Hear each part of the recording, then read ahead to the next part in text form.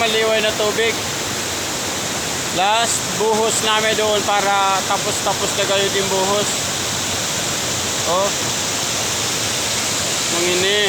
Mukha nga nito tulay. Oh. Adi ako daw.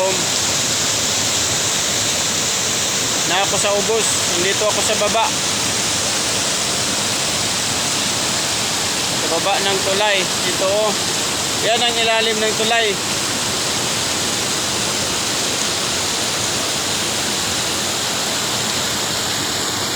Pinong-pinong ba to? Pwede kang humiga. Pwede ka nang magpahinga. Ito oh, ito ang tulay. Ito.